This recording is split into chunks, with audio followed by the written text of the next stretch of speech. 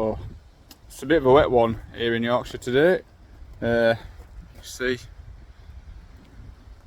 got my waterproofs on, but we're back on the Caddy. I don't know if you saw my previous video, but it had a coolant leak and an engine juddering. The juddering we've since found out it's the turbo, so today you'll see me pull the turbo off because we're going to get it reconned. So this is the Caddy. Oh look, neighbour's left the washing out and it's pissing down. Oh dear. Anyway, so this is the Caddy. We're going to tackle the turbo today, which is all part of the exhaust manifold, and it's down there. So taking the intake off, taking the air pipes off, taking all the vacuum pipes off, taking this breather pipe off. Going to take all this wiring off here, and this main intake into the turbo, and we've had that off before, and that's where we found the turbo knacker. There's about 3mm of play side to side. So yeah, let's get at it. So once you've got your airbox out and your little elbow off here, you've got this pipe in that's held in with a Torx 30. Undo that, the bolt stays in because it's held on with a rubber O-ring. Be careful not to snap this pipe off your intake, because this pipe actually turns anti-clockwise, like so. Just be careful. And then it comes out like that. Turn it clockwise, not anti-clockwise, clockwise.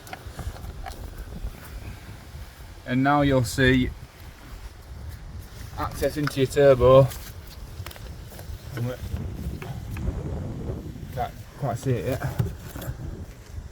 If you stick your hand in there and give the propeller a wiggle, this one's absolutely shot.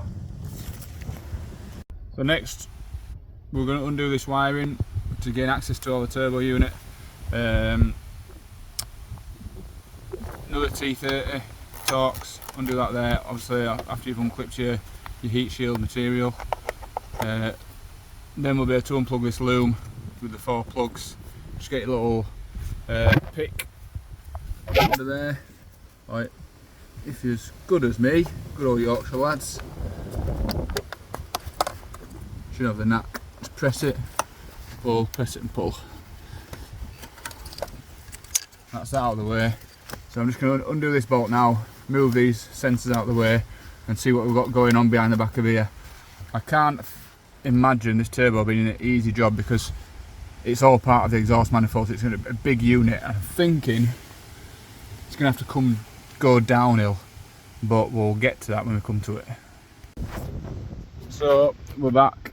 What I've done now, obviously took the bracket with the 2 sensors on, add these pipes on them, disconnect them. We've done a Torx 30 just at the side of this engine eye, lifting eye, and another one on top of the turbo just there, just to free up this bracket, just give us a bit of movement in case we need it when we, come to the point where we're removing the turbo. I've also taken the clamp off just here, exhaust clamp. That's an Allen key. It is a 5mm Allen key. Bit of a bugger to take off. Had to twite it with a hammer and the pry bar a few times just to get it cracked, but it just clamps around. Once you've got the bolt loose, that flicks out of it and then off you go. I have had a look now and I've freed up all this wiring for the DPF sensors, the NOx sensors, exhaust sensors, etc. They all plug in here at the back. I am going to unplug them all because I think the turbo is going to have to go downhill. If you look under here, drive shaft out, exhaust and DPF down, then there's some sort of EGR type cooler thing there. I think that's going to have to come off, and then you've got a big gaping hole here for the turbo to come out of, which isn't ideal. It's a lot more than I thought. but we're getting there, so bear with. Right, turbo's nearly off. I'll take the EGR cooler out, DPF out. To get them out, you've got to pop your drive shaft out. So you got your 3 bolts, your hub bolt, 24mm and 16mm. And then you've got your 6 VW 12-sided point bolts. Shaft out. You got all the pipe work for the cooler, and then you can now see the turbo, and it's all part of the exhaust manifold. It's the full manifold, full turbo, and it's coming out downhill. And there we have it, it's out. I had to take the shit guard out because even once I got the turbo down, it still won't come past here. So I thought I took the shit guard out, I'll see if it passes through this gap. No. So then basically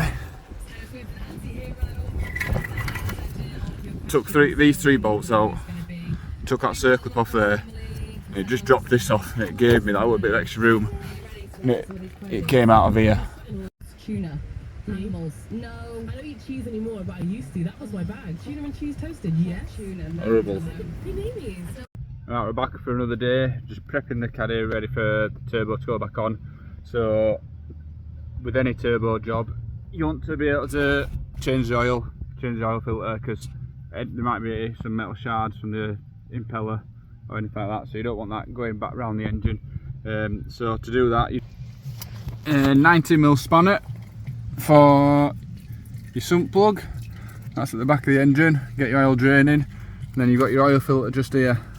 So you can pre-drain your oil filter with that 13mm, with a 30mm socket. That lets that little drain plug, and then once that's drained off, you can undo it with a 32mm socket, swap your filter out, top your oil up, and then it's ready for the turbo to go back on.